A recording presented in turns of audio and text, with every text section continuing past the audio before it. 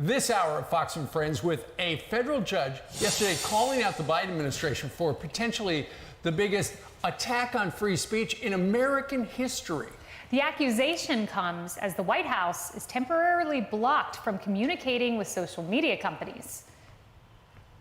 Kevin Corke joins us live from Washington with the details. Hey, Kevin.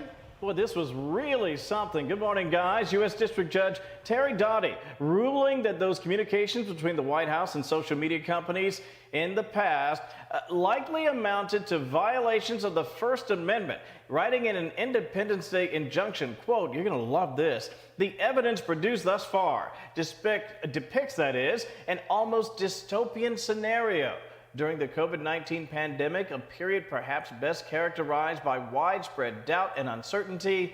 The United States government seems to have assumed a role similar to an Orwellian ministry of truth. Wow. Now, he's referring to the communications brought to light by the Twitter files released late last year, which you probably recall exposed communications between the FBI and other agencies to influence what Americans could see on social media throughout the pandemic. The Louisiana and Missouri attorneys general who filed the lawsuit against the Biden administration celebrating the court's ruling. AG Jeff Landry writing, today we won a historic injunction against the Biden administration, preventing it from censoring the core political speech of ordinary Americans on social media. And AG Andrew Bailey tweeting, happy birthday, America. You get your First Amendment back.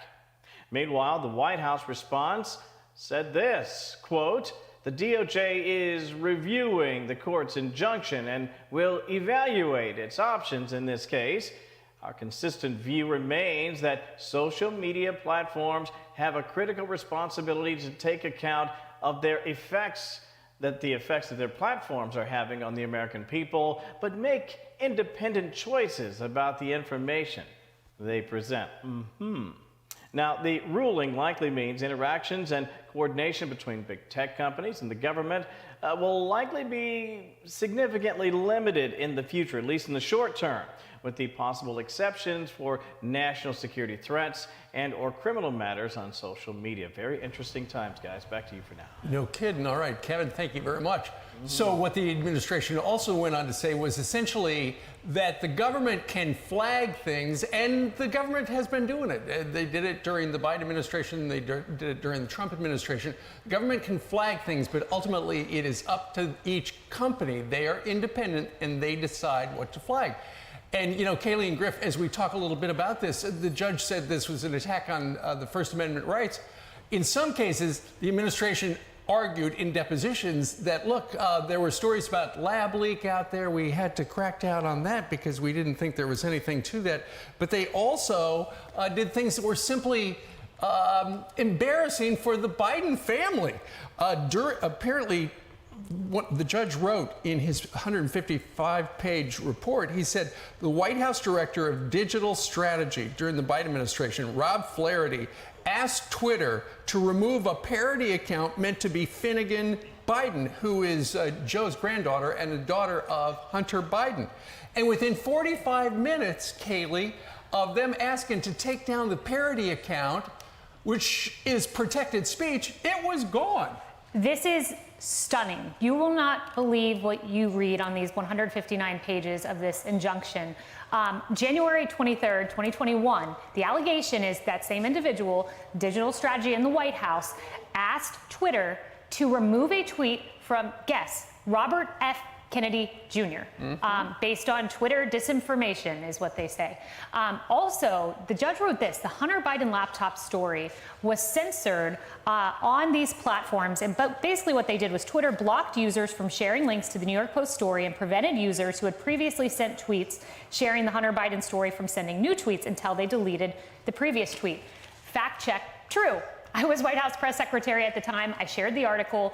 I was blocked from Twitter, and my account was put back up only after I deleted the tweet. I actually didn't delete it. I had my daughter delete it, and I said one day, Mommy will tell you what freedom of speech is and why the First Amendment matters. So what a victory today for freedom of speech. Griff?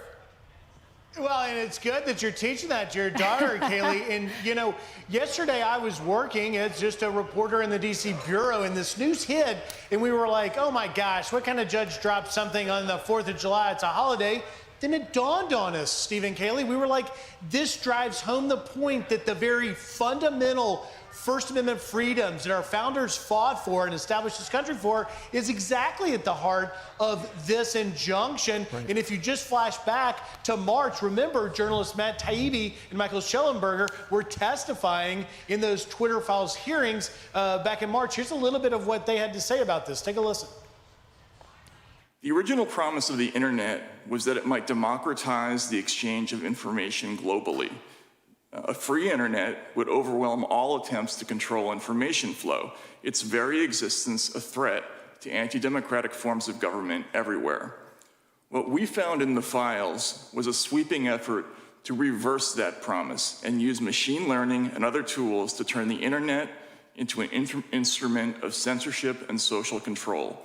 Unfortunately, our own government appears to be playing a lead role. Government officials have been caught repeatedly pushing social media platforms to censor disfavored users and content.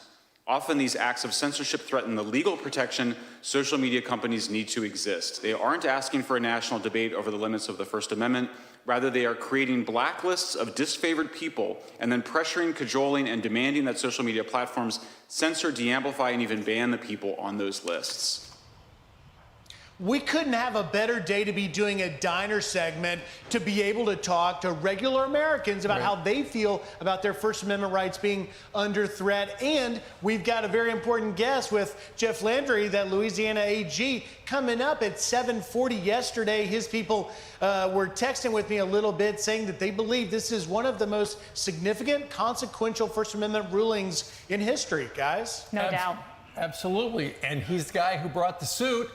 So he's going to be taking a victory lap and essentially tell us what's coming up. What we need to point out, and it's not abundantly clear in the beginning, is that this was not an attack on free speech across the board, because as the judge relayed, he said each example of suppressed speech was conservative in nature. Funny how that always works that way, right? I'm Steve Ducey. I'm Brian Kilmeade. And I'm Ainsley Earhart. And click here to subscribe to the Fox News YouTube page to catch our hottest interviews and most compelling analysis.